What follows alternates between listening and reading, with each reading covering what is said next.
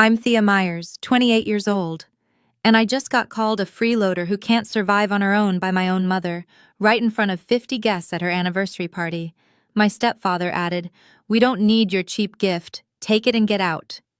I didn't cry, I didn't scream. I just smiled, opened the box, and told them what was inside. Since that night, my phone hasn't stopped ringing.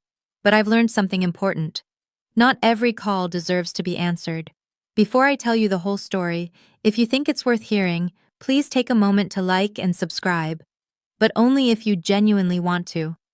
And if you don't mind, drop a comment telling me where you're watching from and what time it is there. To understand why I stood there with that box, I need to take you back 12 years, to the day everything fell apart.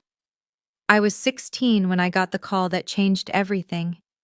My father, David Myers, was a construction engineer, not wealthy by any means, but the kind of man who'd work overtime just to take his family on a weekend trip to the beach.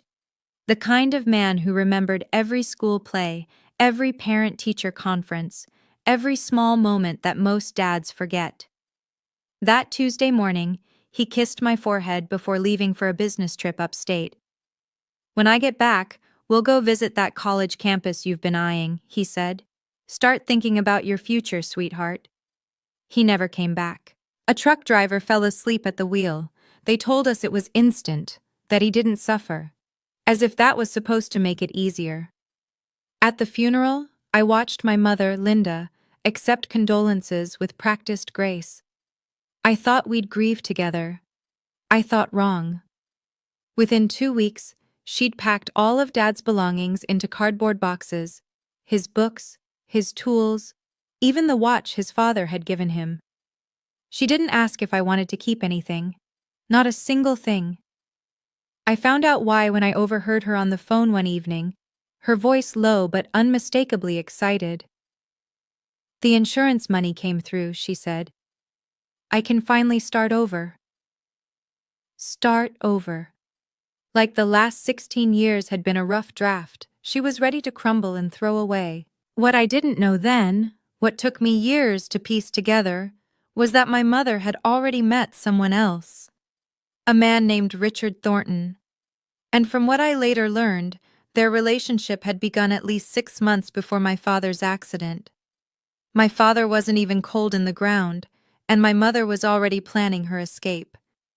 18 months after Dad's funeral, I found myself standing in an unfamiliar house in suburban New Jersey, carrying a single suitcase into the smallest room, a converted storage closet with one tiny window. My mother had married Richard Thornton in a courthouse ceremony I wasn't invited to attend. "It was just a formality," she explained afterward. "Nothing worth making a fuss over." The house was Richard's, a 4-bedroom colonial with a manicured lawn and a 2-car garage. His son Derek, 20 at the time, got the master guest room with an ensuite bathroom. I got the closet. Derek drove a brand new BMW, a graduation gift from his father. He was headed to a prestigious university in California, all expenses paid. Meanwhile, I had to transfer to a new high school in my junior year, leaving behind every friend I'd ever made. When college applications came around, I worked up the courage to ask my mother about tuition. "Mom, the school I got into offered me a partial scholarship, but I still need about $8,000 a year. Could you?" She didn't let me finish. "Thea, your father's insurance money is for rebuilding this family. Derek needs the support for his studies abroad. Besides, you're nearly 18. You should be learning to stand on your own feet." Richard, who'd been pretending to read his newspaper nearby, looked up with a thin smile. "This house doesn't support freeloaders," he said. "Want a degree? Earn a scholarship. That's how the real world works." I stared at them, my mother nodding along to her new husband's words, and realized the truth with devastating clarity. In their eyes, I was no longer family. I was an inconvenience left over from a life my mother wanted to forget. But what they didn't know would change everything. The night before my high school graduation, I lay in that cramped little room and did the math. No savings, no family support, a partial scholarship that still left an $8,000 gap each year, and a deadline. Richard had made it clear I was expected to be out of the house the day I turned 18. That was in 3 weeks. I'd tried everything: part-time jobs at the mall, tutoring younger students, begging my mother for just one conversation, one real conversation, about my future. Each time, I got the same response: either silence or a variation of the speech I'd already memorized. "We have responsibilities to this family, Thea. Derek's education is expensive. You need to learn independence." Independence, as if they were doing me a favor by abandoning me. That night, staring at the water-stained ceiling, I felt the weight of everything pressing down. If I gave up now, I would become exactly what they already believed I was: a failure, a burden, someone who couldn't make it on her own. But how do you prove them wrong when you have nothing? My phone buzzed on the nightstand. I glanced at the screen. An unknown number with a Boston area code. For a moment, I almost ignored it. Probably spam, or a wrong number, but something made me pick up. "Thea?" A woman's voice, warm and cautious at the same time. "This is Patricia, your Aunt Patty, David's sister." My heart stopped. Aunt Patricia. I hadn't heard from her since the funeral. Mom had cut off all contact with Dad's side of the family almost immediately after remarrying. "I know your mother doesn't want us talking," Patricia continued, "but there's something important I need to tell you. Something your father left for you." That weekend, I told my mother I was staying at a classmate's house for a study session. Instead, I took a 6-hour bus ride to Boston. Aunt Patricia met me at the station. She looked so much like Dad, the same kind eyes, the same gentle way of tilting her head when she listened. The resemblance hit me so hard I almost cried right there on the platform. "Thank you for coming," she said, pulling me into a hug. "I know this wasn't easy." Her apartment was small but warm. Photographs of Dad as a young man covered one wall, images I'd never seen before, memories my mother had erased from our home. We sat at her kitchen table, and Patricia placed her hands over mine. "Your mother and I never got along," she admitted. "But that's not why I'm telling you this. I'm telling you because David made me promise." She explained how, after marrying Linda, my father had quietly begun to worry. Not about love. He loved my mother despite everything. But about what would happen to me if something went wrong. "Your dad didn't trust Linda with money," Patricia said carefully. "He saw how she spent, how she prioritized. He was afraid that if anything happened to him, you'd be left with nothing. So he planned ahead." I blinked. "Planned ahead how?" Patricia stood and walked to a closet in the hallway. When she returned, she was carrying a small wooden box with brass hinges. "Your father gave this to me 5 years ago," she said. "He made me promise to keep it safe, and to give it to you only when you truly needed it." She placed the box on the table between us. "I think, sweetheart, that time is now." My hands trembled as I opened the wooden box. Inside, resting on faded velvet, was a savings account passbook. The name printed on the front was mine, Thea Marie Myers. "Your father opened this when you were 3 years old," Patricia explained. "Every month, no matter how tight things got, he put something in. $20, $50, sometimes more if he got overtime." I opened the passbook to the last entry, $47,000. The room blurred. I couldn't breathe. "He never told your mother," Patricia continued. "He was afraid she'd find a reason to spend it, so he kept it in your name, separate from their joint accounts, and gave me the paperwork for safekeeping." Beneath the passbook was an envelope, yellowed with age. I recognized my father's handwriting immediately, the same script that had signed my birthday cards, my report cards, every permission slip for every school trip. I opened it with shaking fingers. "My darling Thea," the letter began. "If you're reading this, it means I'm no longer there to protect you. But I need you to know, I never stopped trying." I read on through tears. "I know your mother has her flaws. I know she doesn't always put you first. That's not your fault, sweetheart. It was never your fault. This money is yours. Use it to build the life you deserve. Don't let anyone tell you that you're not good enough. I've known since the day you were born that you would do extraordinary things. The letter ended with 3 words. I believe in you. For the first time since the funeral, I let myself cry. Really cry. Patricia kept the original letter. When you need proof, she said, I'll be here. I didn't understand what she meant then, but I would. I came back to New Jersey with a secret burning in my chest. My mother was waiting when I walked through the door, arms crossed, expression cold. Where were you really? I told you, study group. Don't lie to me, Thea. Mrs. Patterson called looking for her daughter, said there was no study session this weekend. I set down my bag, looked her in the eye. I went to see Aunt Patricia. The color drained from her face. For a moment, something flickered there. Fear, maybe, or guilt. Then it hardened into anger. I told you we don't speak to that side of the family anymore. You told me. You didn't ask me. This is my house, my rules. Actually, I said quietly, it's Richard's house. The silence stretched between us, like a wire about to snap. Richard appeared in the doorway, drawn by our voices. What's going on here? She went to Boston, my mother said, to see David's sister. Richard's lip curled. The one who couldn't keep her opinions to herself at the wedding she wasn't invited to? He stepped closer. Listen here. You're living under my roof. You follow my rules. And my rule is, we don't associate with people who disrespect this family. They are my family, I said. My father's family. Your father's dead. The words hit like a slap. My mother said nothing, did nothing. Richard smiled. After graduation, you're out. No negotiations. No second chances. Start figuring out where you're going to go. I held his gaze. Didn't flinch. Don't worry, I said. I already have. I walked past them both to my tiny room and closed the door. 3 weeks. That's all I had to endure.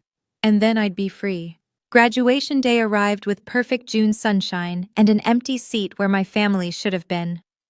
I walked across the stage alone, accepted my diploma alone, smiled for the photographer who asked if anyone wanted to take pictures with me, then shook my head and kept walking. My mother and Richard had other priorities. Derek needed a new car for his first year in California, something sporty, something that would make the right impression. They'd spent the morning at the dealership. I spent the morning packing. 2 suitcases, that's all I owned. Everything I'd accumulated in 18 years fit into 2 rolling bags with room to spare. Before I left, I took one last look around the storage room that had been my bedroom. The water-stained ceiling. The tiny window that never let in enough light. The bare walls I'd never been allowed to decorate. I placed a note on the kitchen counter. Thank you for teaching me exactly who I can depend on. Then I called a cab, rode to the bus station, and bought a one-way ticket to New York City. Aunt Patricia had already arranged a small studio apartment near the campus where I'd be starting in the fall. Rent was affordable, the neighborhood was safe, and for the first time in 2 years, I had a door I could lock without asking permission. I sat on the bare mattress that first night, watching the city lights flicker through the window, feeling something I hadn't felt in so long I almost didn't recognize it. Freedom. Terrifying, exhilarating freedom. I didn't know then that I wouldn't speak to my mother for nearly a decade. I didn't know that the next time I saw her, I'd be holding a gift worth more than anything she'd ever given me. All I knew was that I had survived. And now, I would build. 10 years is a long time to stay silent. Freshman year. I waitressed at a coffee shop near campus, working 30 hours a week between classes. Some nights I survived on free day-old pastries and black coffee. I slept 5 hours if I was lucky. I never missed a single assignment. Sophomore year. I landed an internship at a small interior design firm downtown. The pay was nothing, barely enough for subway fare. But I learned more in 6 months than most people learn in 6 years. My boss noticed my eye for detail. She started giving me real projects. Junior year. Word spread. Clients began requesting me specifically. I started freelancing on the side, turning tiny apartments into spaces people actually wanted to live in. My portfolio grew, so did my savings. Senior year. I graduated summa cum laude. 3 firms offered me positions. I took the one that promised the most room to grow. At 25, I was promoted to lead designer at a prestigious Manhattan firm. My projects were featured in industry magazines. Clients with 7-figure budgets asked for me by name. At 27, I opened my own studio, Thea Myers Interiors. A small team, a growing reputation, and a client list that included some of the most influential addresses in the city. Through all of it, I kept my success private. No social media, no public interviews, no chance for certain people to find out what I'd become. Aunt Patricia was the only one who knew everything. She'd become my family in every way that mattered. And then there was Marcus. I met him at an architecture networking event when I was 26. He was kind, patient. He never pushed me to confront my past before I was ready. My mother never called, not once in 10 years. I was about to find out why. The invitation arrived on a Thursday in late September. I almost threw it away, thinking it was junk mail, one of those glossy charity gala requests that found their way to anyone with a Manhattan zip code. But the return address made me stop. Thornton Residence, Cedar Grove, New Jersey. Inside was a thick cream-colored card embossed with silver lettering. You are cordially invited to celebrate the 15th wedding anniversary of Linda and Richard Thornton. 15 years. My mother had been married to that man for 15 years, and this was the first time she'd reached out. I called Aunt Patricia that evening. I got something strange in the mail today. When I told her, she went quiet for a long moment. I've heard things, Patricia said carefully. Through old friends from the neighborhood, Richard's business hasn't been doing well. Something about a failed expansion. They've had to make cuts. So they're struggling? Enough that people have noticed. Your mother's been less generous with her charity appearances lately. The country club membership is apparently in question. I stared at the invitation on my kitchen counter. You think that's why they want me there? I think your mother has never done anything without a reason. She was right. Linda Myers, Linda Thornton now, operated on calculation. If she was extending an olive branch after a decade of silence, it wasn't because she missed me. It was because she wanted something. What are you going to do? Patricia asked. I picked up the invitation again, ran my thumb over the embossed lettering. I'm going to go.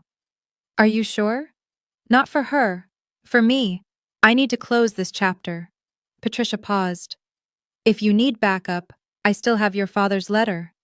I hadn't forgotten. I never would. The weeks leading up to the party, I found myself doing something I hadn't expected. I bought a gift. Marcus watched me wrap it at our dining table, a sleek box covered in navy blue silk paper, finished with a silver ribbon. His expression shifted between confusion and concern. You're really bringing them something? I know how it looks. Help me understand then. These people treated you like garbage. They threw you out. 10 years of nothing, and now you're buying them a present? I smoothed the ribbon carefully, aligning the bow. It's not about them. It's about who I want to be. Inside the box was a single key on a velvet cushion. Beneath it, a property deed. A 2-bedroom apartment in a quiet neighborhood in Manhattan. Not flashy, but solid. Safe. The kind of place where someone could start over. $450,000. Money I'd earned myself, dollar by dollar, late night by late night. I wanted to give her a chance, I explained. A real one. If she's changed, if there's any part of her that regrets what happened, this could be a new beginning. Marcus took my hand. And if she hasn't changed? Then at least I'll know I tried. He didn't argue. That was one of the things I loved about him. The night before the party, I slipped something into my clutch, A copy of my father's letter, along with documents showing the savings account history, proof that everything I had, I'd built on the foundation he gave me. Not stolen, not borrowed, mine. I hoped I wouldn't need them, but I'd learned a long time ago that hope and preparation aren't the same thing. What I didn't know was that I was walking into something far worse than I'd imagined. Let me pause here for just a second. I'm genuinely curious. If you were in my shoes, would you have gone to that party? Drop yes in the comments if you'd face them head on, or no if you think I should have stayed far away. And if you're enjoying this story so far, hit that like button so I know to keep going. All right, back to that night. The country club looked exactly like I remembered from the photographs my mother used to post, before she stopped posting anything at all. Crystal chandeliers dripping from vaulted ceilings, tables dressed in white linen, a string quartet playing softly in the corner, roughly 50 guests milling about with champagne flutes, their laughter echoing off marble floors. I walked in alone, heads turned, whispers followed. Is that Linda's daughter? The one who disappeared? I heard she's been struggling, living hand to mouth somewhere in the city. I kept my expression neutral. My black cocktail dress was simple but expensive, the kind of understated elegance that people with real money recognize. My hair was pulled back in a low chignon. In my hands, I carried the navy blue box. I spotted my mother across the room before she spotted me. Linda Thornton stood at the center of a cluster of women, gesturing animatedly, her silver anniversary jewelry catching the light. She'd aged well, or expensively. Her smile was bright and practiced, the smile of someone who had spent years perfecting her public performance. Then her eyes found me. The smile froze, just for a second. A flicker of something, surprise, calculation, annoyance, before the mask slid back into place. She didn't come to greet me, didn't wave, just gave me a slight nod, the way you might acknowledge the caterer. Thea! I turned. Derek stood behind me, champagne in hand, smirking like we were old friends. So, the prodigal daughter returns. He looked me up and down. Coming to beg for scraps? I met his gaze evenly. I was invited. Sure you were. He stepped closer. Word of advice? Don't embarrass yourself. Nobody here cares about you. I smiled slightly. Then nobody should mind if I stay. Derek hadn't changed. 32 years old and still coasting on his father's money, what was left of it anyway. I'd done my research. The California degree had led to nothing. He'd bounced between consulting jobs, each one more vague than the last, before returning home to work for Richard in some made-up management position. Let me guess, he said, swirling his champagne. You're here for a handout. I'm here because I received an invitation. Right, he laughed. My stepmother felt sorry for you, said you'd probably show up in something from Goodwill, but we should be gracious anyway. I felt the familiar burn of anger, but I'd had 10 years to learn how to keep it contained. Is that what she told everyone? Among other things.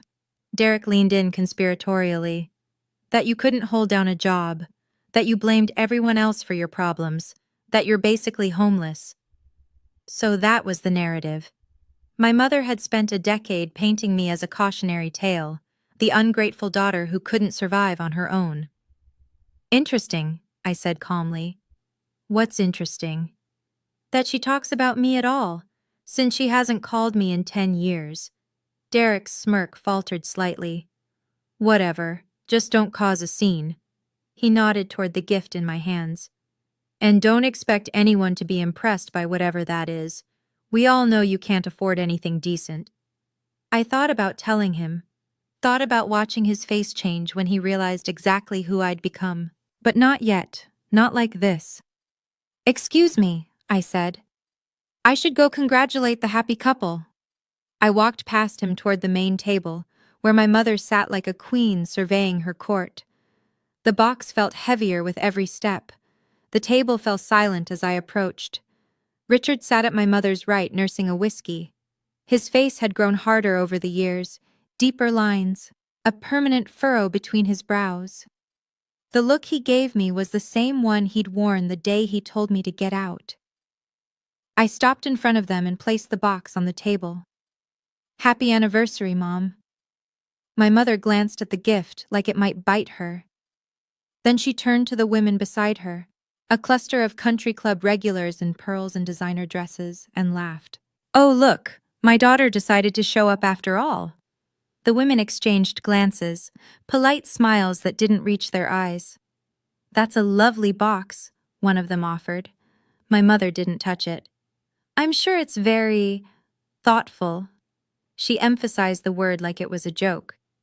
Thea was never very good with gifts, or money, or planning ahead, really. Richard snorted. "Remember the Christmas she gave us those homemade picture frames?" Laughter rippled through the table. "What's in it?" another woman asked. My mother shrugged elaborately, pushing the box aside. "Probably something from a clearance rack. That's about all she can manage these days." Her voice was louder now, performing. "This is my daughter, everyone, the one I told you about." She gestured at me like I was an exhibit. "Hasn't called in years, couldn't manage to finish college properly, and now she shows up here with—" She waved dismissively at the box. "Mom, don't mom me." Her eyes hardened.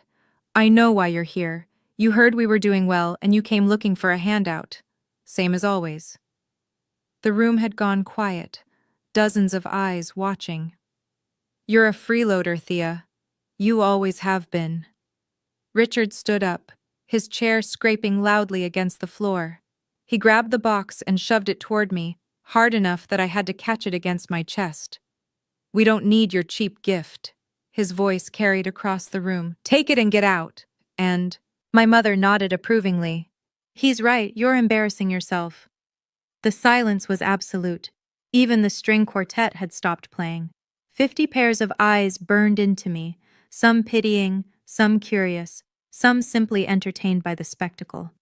I could feel my heartbeat in my temples, the weight of every judgment, every assumption, every lie my mother had told about me pressing down.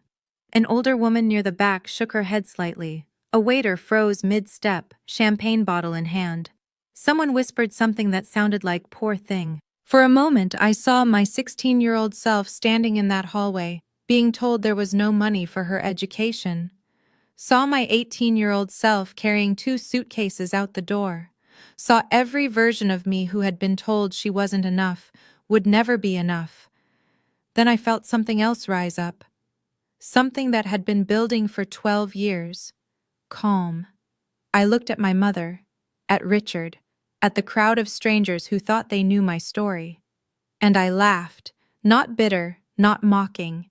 A genuine soft laugh of release. "What's so funny?" my mother snapped. "Nothing." I held the box steady. "I'm just thinking about how you have no idea what you just refused." "Excuse me?" I began untying the silver ribbon. "You wanted to know what's inside? Fine." I lifted the lid. "Let me show everyone." The room leaned in collectively. Even Richard's sneer flickered with uncertainty. What happened next, no one in that room would ever forget. I set the open box on the table where everyone could see. Inside, resting on a cushion of navy velvet, was a single silver key. Beneath it, folded precisely, lay a sheet of official-looking documents. I lifted the key first, letting it catch the light. "This," I said, my voice steady, "is the key to a 2-bedroom apartment in Manhattan, Upper West Side, doorman building, good schools nearby." Murmurs rippled through the crowd. I unfolded the documents, held them up. "This is the deed, fully paid, no mortgage." I paused. "Valued at approximately $450,000. My mother's mouth opened, closed, opened again. "I was going to give it to you." I looked directly at her. "A place you could go if you ever needed a fresh start. A gift from your daughter." The woman beside my mother, someone I didn't recognize, gasped audibly. Where did you get money like that?" Linda's voice had lost its performance quality. Now it was just raw. I earned it. Doing what? Running my own business. Thea Myers Interiors. We specialize in high-end residential design. I let that settle.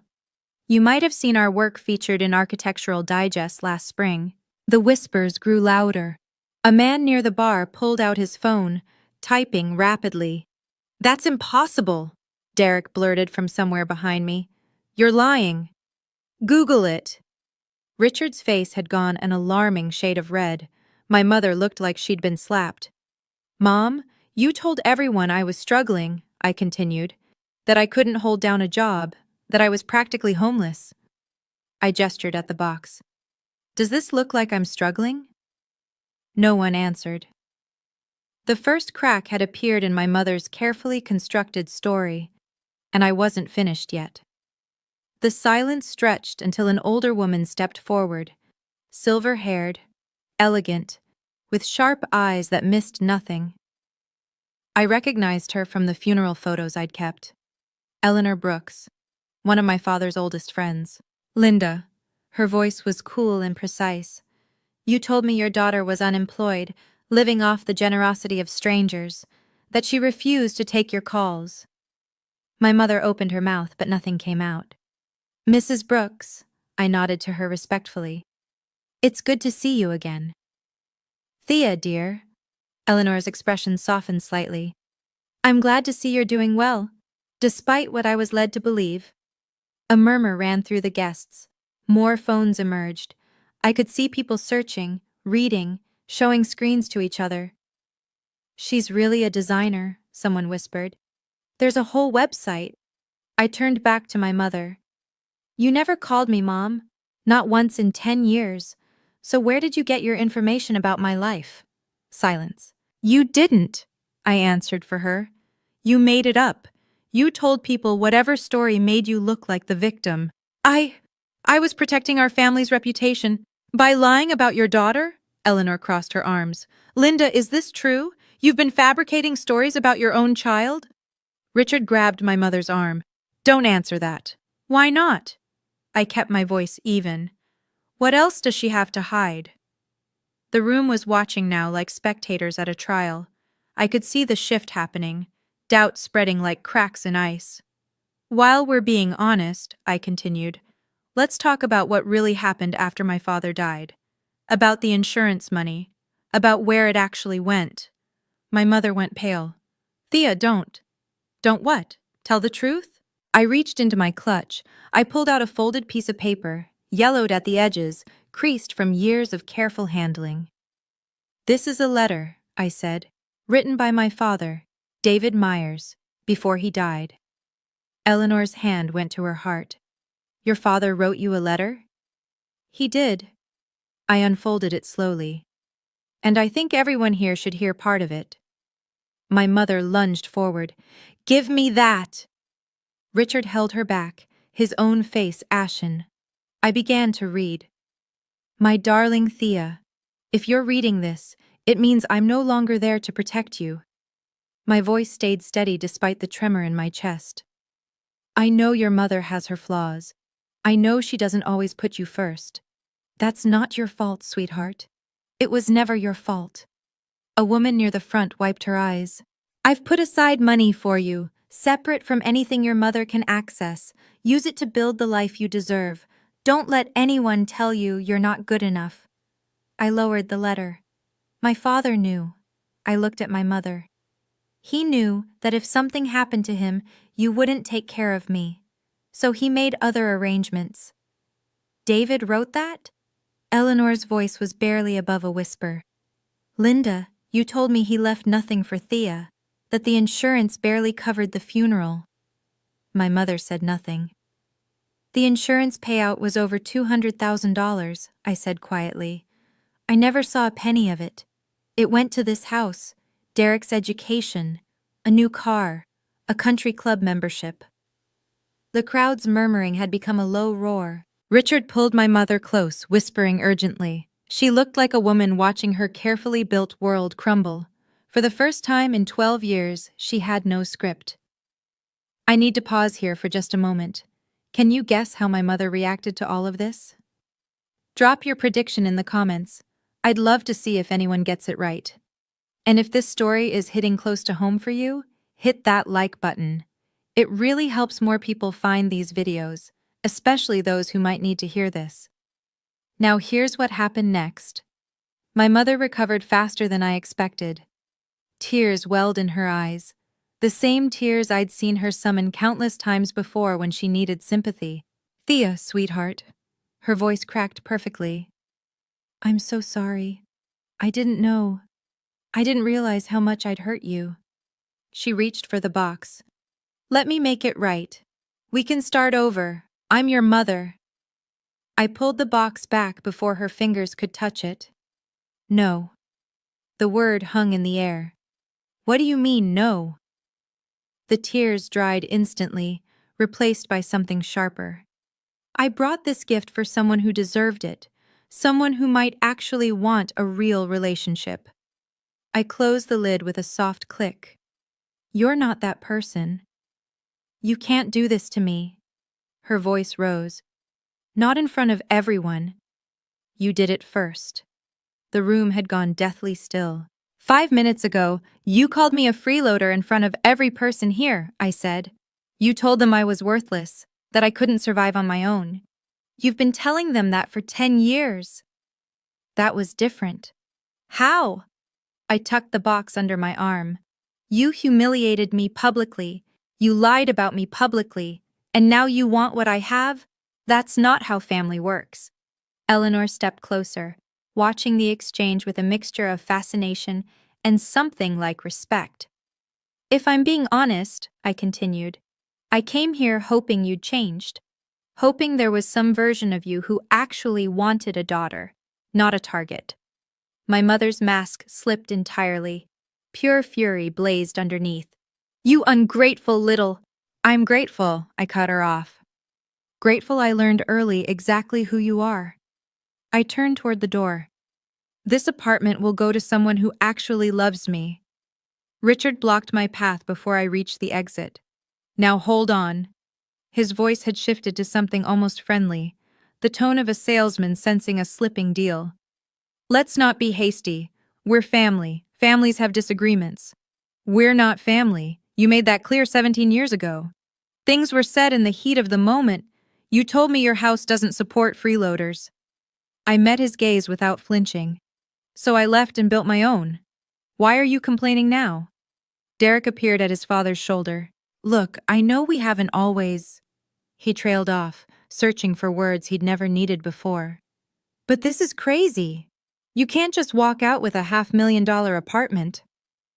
"I can do whatever I want with my money. It's just—" Derek laughed nervously. "Come on. We're practically siblings. We're strangers who shared a house for 2 years. And in that house, you got everything. I got a closet." Richard tried again. "What if we talked about this like adults? Maybe there's an arrangement." "I'm not interested in arrangements."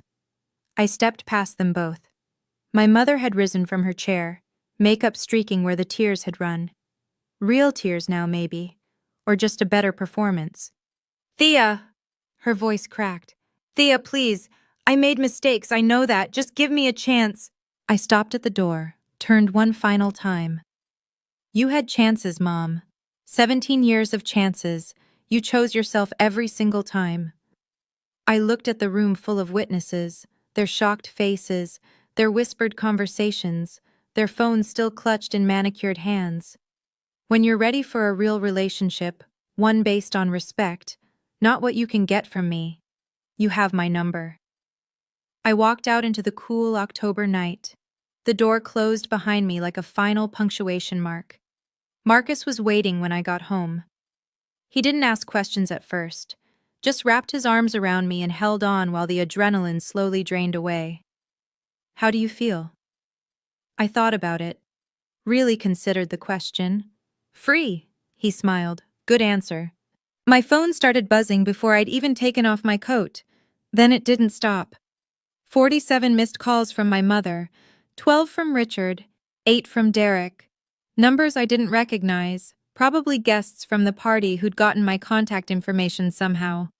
Text messages flooded in, one after another. Thea, please call me back. We need to talk. I'm so sorry, I didn't mean any of it. You can't do this to your own mother. Call me, please. Marcus watched the screen light up again and again. You going to answer any of those? Not tonight. I silenced the phone and set it face down on the counter. Maybe not ever. We ordered takeout and ate on the couch while the city glittered outside our windows. My phone lit up periodically in my peripheral vision, a persistent pulse of desperation I no longer felt obligated to acknowledge. What happens now? Marcus asked. I don't know. I leaned into him, finally letting myself feel how exhausted I was. I gave them the truth.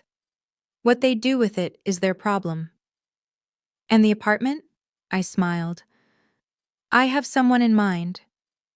For the first time in 12 years, the weight I'd been carrying, the constant grinding awareness of being unwanted by the people who were supposed to love me most, felt lighter. Maybe it would never disappear completely. But tonight, watching the city lights with someone who chose me freely, it was enough, more than enough. The fallout arrived in pieces over the following week. Aunt Patricia called first, barely containing her satisfaction. You'll never guess what I heard. Eleanor Brooks, it turned out, had quite a large social circle. By Monday morning, the story of the anniversary party had spread through every women's group, charity committee, and country club dining room in a 50-mile radius. Linda tried to do damage control, Patricia reported. Told everyone you'd misunderstood, that the letter wasn't real, that you'd always been difficult. Did anyone believe her? Not after 3 separate guests confirmed they'd Googled your company during the party. Patricia's voice carried a note of grim satisfaction.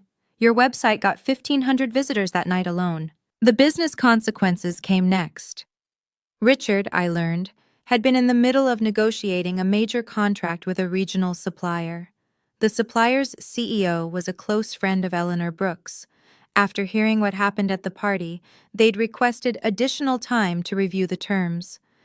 Additional time stretched into weeks. The deal eventually went through, but at significantly less favorable terms. Derek's mother, Richard's first wife, apparently caught wind of the drama from her own social network. She called Derek to express her profound disappointment in how he'd treated his stepsister and cut his monthly support check by half. None of this brought me joy. I didn't check my mother's social media for signs of suffering or count the ways karma had balanced the scales. But there was something quietly satisfying about knowing the truth was finally out there. For years, my mother had controlled the narrative. Now the narrative had corrected itself. Patricia asked if I regretted any of it. No, I said. I just wish I'd done it sooner. She laughed. Your father would be proud. I hoped so. 2 weeks after the party, I answered my mother's call, just once, for closure. Thea. Her voice was hoarse, stripped of its usual polish. Thank you for picking up. I almost didn't. A long pause. I know. I understand. I waited. I want you to know. She took a shaky breath. I've been thinking about everything you said, about the choices I made. I know I wasn't the mother you needed. This was the part where I was supposed to say it was okay, that I forgave her, that we could start fresh. I didn't. What specifically do you regret, Mom? Silence. Because from where I'm standing, it sounds like you regret getting caught. Not what you actually did. That's not... She stopped. Started again. When your father died, I was terrified. I grew up with nothing. My mother was abandoned with 3 kids and no money. I swore that would never be me. So you abandoned me instead? I didn't see it that way. I know, that's the problem. I heard her crying, real crying this time, the ugly, graceless kind. I just wanted to be safe, she whispered. I was so scared of ending up with nothing. I understand fear. I kept my voice gentle but firm. But being scared doesn't give you the right to hurt the people who depend on you. What can I do? How do I fix this? I don't know if you can. I took a breath. But if you want any kind of relationship with me going forward, it has to be real, equal, no manipulation, no stories about me to your friends. Okay? And no calling to ask for money or favors. A longer pause. I understand. I hope so, Mom. I really do. I hung up. It wasn't forgiveness, but it was a boundary. 6 months later, I gave away the apartment, not to my mother, to Aunt Patricia. She stood in the empty living room, tears streaming down her face, the key clutched in her hand like a lifeline. Thea, I can't possibly. You can. I hugged her tight. You're the one who saved me. You kept Dad's promise when no one else would. This is yours. She'd spent 30 years in that tiny Boston apartment, paying off nursing school debt, working double shifts at the hospital. She deserved a place with good light and a doorman and neighbors who brought cookies at Christmas. The feature in Architectural Digest led to 3 new high-profile clients. My team expanded from 4 people to 7. Marcus and I got engaged on a quiet Tuesday evening. No fanfare, no audience, just the 2 of us and a ring that had belonged to his grandmother. I built a family, not the one I was born into, but the one I chose. Patricia, Marcus, my college roommate who'd let me sleep on her floor during the hard years, my first boss who'd believed in me before I believed in myself. My mother called once a month. Short conversations, surface level. She never asked about the apartment again. Richard's business stabilized eventually. Derek got a real job, according to the grapevine, something in sales. Whether any of them had actually changed or just learned to hide their true selves better, I couldn't say. It didn't matter anymore. I'd spent so many years waiting for my mother to love me the way I needed, to choose me, to prove that I was worth something. What I finally understood was that I'd been asking the wrong question all along. The real question wasn't whether I was worth loving, it was whether she was capable of it. Sometimes, late at night, I write letters I'll never send. This one is addressed to a 16-year-old girl standing in a hallway, being told she's not worth an $8,000 investment. Dear Thea, I know you're scared right now. I know you're lying in that little room with the stained ceiling, wondering if everyone is right about you. If you're really as worthless as they make you feel, you're not. The people who were supposed to protect you chose themselves instead.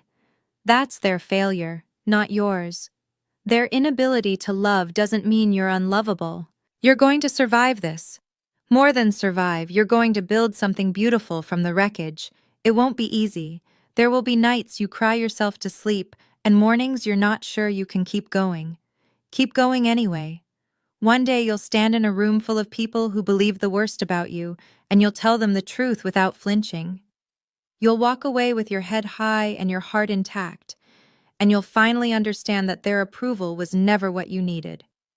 What you needed was permission to believe in yourself.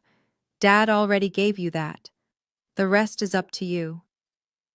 I close the journal and look out the window at the city spread beneath me.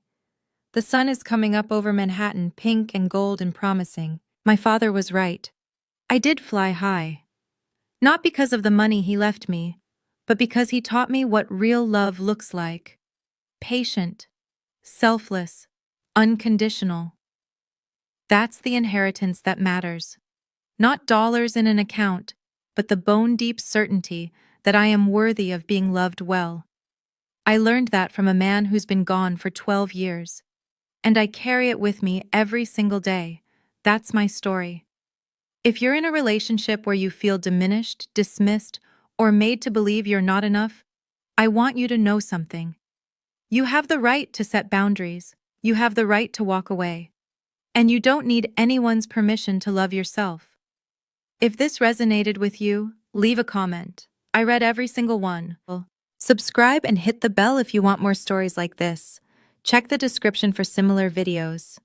Thank you for staying until the end. I'll see you in the next one.